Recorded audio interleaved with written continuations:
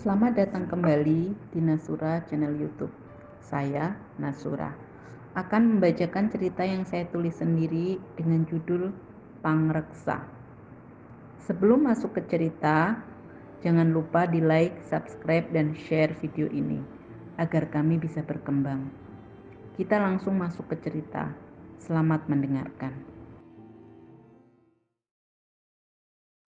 Ada orang-orang yang ditakdirkan untuk menjadi penjaga, yang menjaga kita tanpa kita tahu, yang menolong kita tanpa kita sadari. Pangreksa.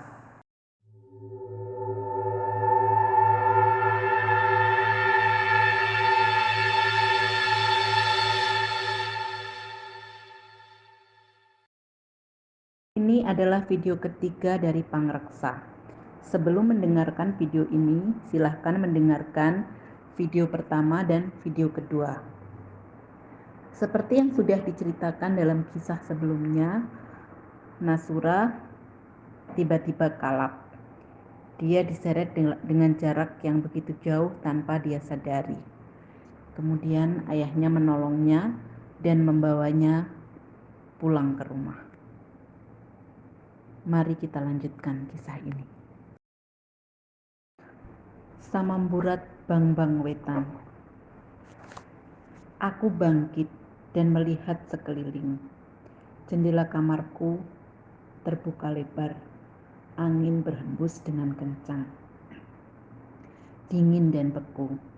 Jendela ini sekaligus pintu karena luasnya selebar kamarku dan tingginya juga dari atap sampai lantai. Jendela ini menghubungkan kamarku dengan balkon. Loh, sudah bangun anak bapak? Aku sangat terkejut. Rasanya seperti mimpi. Gak percaya bapak ada di depanku. Aku masih terpaku di tempatku. Bapak mendekat dan memelukku. Aku tersadar ini bukan mimpi. Beberapa lama bapak memelukku erat sebelum akhirnya bapak membimbingku untuk duduk. Aku masih tidak bisa bicara. Bapak juga menatapku lama. Beliau membelai rambutku dan aku melihat air mata bapak jatuh satu persatu. Walah nduk, saumpama kalah sak sretai, awakmu wis ilang. Untunge tonduk pangeran wae pertondo. Terus bapak diparingi iso maca pertondo kuwi. Setelah aku mampu mengumpulkan kesadaranku, akhirnya aku berkata, "Lah sinten ingkang maringi visa panjenengan, Pak?" "Aku njaluk tulung Pak Wis mergo HP-mu ora kena dihubungi." "Aku gur njaluk tulung visa, tibane bapak dikirimi tiket pisan. Pangeran kuwi sugih, Nduk." Pak Wis adalah kenalan bapak yang bekerja di salah satu kedutaan di luar negeri. "Pas bapak teko kene, HP-mu panggah gak bisa dihubungi. Waktu itu bapak bingung, tapi bapak kan duwe alamatmu. Pas nyampe omahmu, tibake ya ora enek wong, padahal lawange buka."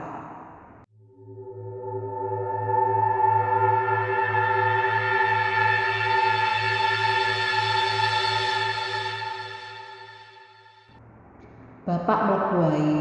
Pikirane bapak wis gak karu-karuan. Bapak nemokne HP-mu mletak ning amben.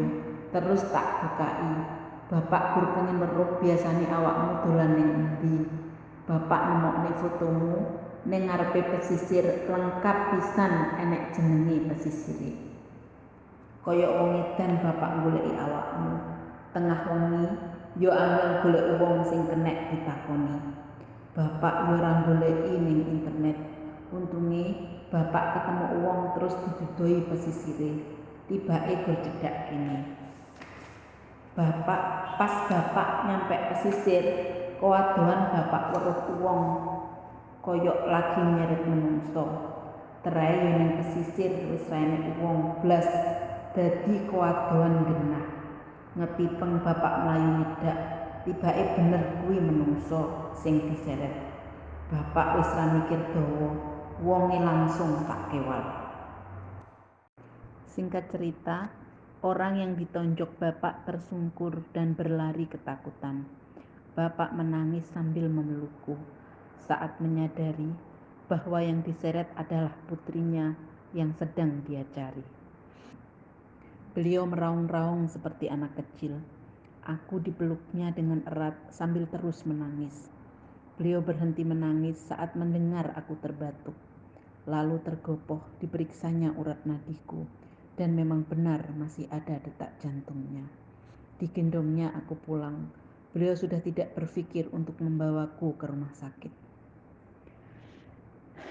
Sampai di rumah, aku langsung dibaringkan di tempat tidur. Satu-satunya yang bapak lakukan adalah pengobatan secara kuno. Pertama adalah dengan menyalurkan tenaga dalam. Setelah aku melewati masa kritis, bapak hanya terus mengompresku. Aku hanya mendengarkan cerita bapak tanpa mampu berkata apa-apa. Ketika pagi datang, HP-ku berdering dan ternyata dari kantor. Mereka menanyakan mengapa aku tidak ke kantor. Bapak menjelaskan semuanya dan perusahaan mengirim dokter ke rumah. Dari pemeriksaan dokter, aku tidak apa-apa, tapi dokter menyarankan untuk dibawa ke rumah sakit. Bapak menolaknya. Bapak memohon untuk sementara waktu agar putrinya dalam pengawasan Bapak. Akhirnya, dokter memberi resep untuk mengobati lukaku dan lebam di tubuhku. Saat kami menyelami pikiran masing-masing, tiba-tiba Bapak berkata, "Nduk, opo awakmu wis siap?" Aku berpikir sebentar, kemudian aku jawab, "Injih Pak, kula sampun siap." "Ya lek awakmu wis siap, engko bengi awakmu kudu mulai tirakatmu. Wis rasah diundur maneh, mesakne adimu." "Injih Pak," sendika dawuh. "Sakrehne awakmu ya wis penak, insyaallah mari ngene ya wis ra enek apa-apa. Bapak sesuk ngetan lho, Nduk." "Lho, kok keseso to, Pak? Tiketipun kan saged dipun rebooking, Pak. Kula nggih pengin masak damel Bapak. Bapak kan dereng dahar masakan kula." "Wis, Nduk, ora usah mikir liyane. Kencengono karo tirakatmu. Sesuk-sesuk lek awakmu prei, masako sak kayengmu kanggo Bapak." "Injih Pak," sendika dawuh. Seperti janjiku, aku mulai tirakatku malam ini. Besok sorenya, Bapak pulang ke Indonesia. Sebelum naik pesawat, Bapak berpesan, apapun yang terjadi, aku harus tetap melanjutkan tirakatku. Beliau memberiku kerikil 7 butir.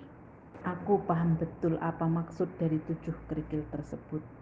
Berarti aku benar-benar dalam suasana yang sangat genting. Keselamatan Ida dan semua anggota keluarga dipertaruhkan dan aku satu-satunya harapan. Hari pertama sampai hari ke-7 berlalu dengan begitu tenang. Di hari ke-8 aku dapat kejutan dari Ida. Aku ngebel dia siang itu karena hari ini adalah jadwal kontrolnya. Dia sudah bisa miring sendiri. Memang hal itu terkesan kecil, tapi itu perubahan yang sangat besar buat kami. Dan hari-hari berikutnya, Ida terus memberi kami kejutan. Mulai dari bisa duduk sendiri dan baring sendiri, lalu bisa menekuk kakinya, lalu duduk tanpa bersandar, sampai seterusnya dia bisa duduk di tepi ranjang. Sikile angklung-angklung ning amben.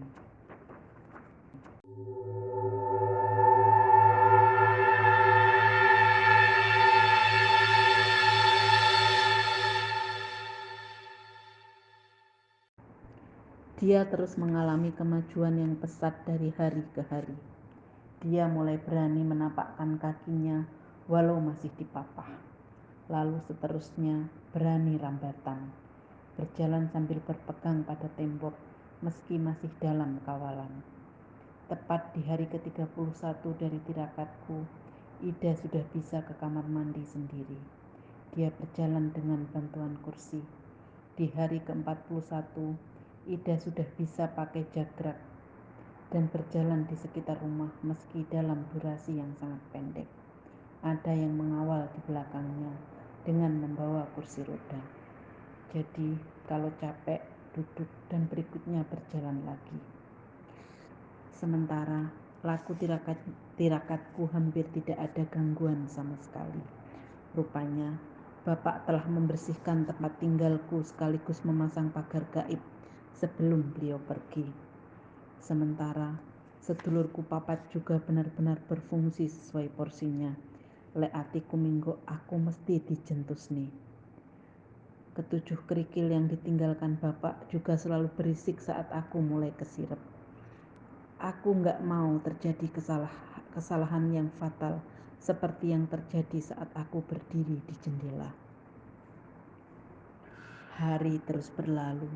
Secara medis, Ida memang sudah membaik. Tetapi ular yang melilit Ida masih di tempatnya. Dalam hati, aku begitu yakin bahwa Ida akan segera terlepas dari lilitannya. Walau entah bagaimana caranya, aku belum tahu. Apa yang kudapat dari tirakatku kali ini? Hatiku iso jejeg. Apapun aktivitas yang kulakukan, hatiku nggak pernah belok. Dunia terasa luas meski kita dalam kesulitan. Pikiran yang selalu tentram meski dalam situasi yang genting sekalipun. Aku paham, rupanya ini yang berusaha ditunjukkan oleh Bapak. Rasa mampu berserah dan menyerahkan segala sesuatu marang Gusti. Urip kuwi gur ana loro, awan karo bengi, padang karo peteng, susah tur bungah, kabeh kuwi peparinge Gusti. Dan aku melihat dengan jelas bahwa pintu langit selalu terbuka dan rahmatnya tidak pernah pudar. 2 bulan sudah berlalu setelah aku menyelesaikan tirakatku. Ida sudah bisa berjalan dengan hanya menggunakan satu jagrak. Suatu sore, salah satu keponakanku yang bekerja di Bali datang bersama putra dan bibinya. Dia membawa kabar gembira bahwa dia memiliki teman yang bisa menolong Ida. Sore itu juga, Ida dibawa ke rumah temannya yang berada di kota. Sesampainya di rumah temannya, sebut saja namanya Mas Pangeran, karena memang beliau masih sangat muda. Tanpa berbasa-basi, Ida langsung disuruh duduk dan langsung dimulai ritual pengobatan. Mas Pangeran membaca ayat kursi, ular itu langsung disungsang, diseret dengan cara dibalik. Ular besar yang melilit Ida menggelepar. Tanpa babi bu, ular itu diseret dan dilepas paksa dari tubuh Ida, lalu dikeplek nih.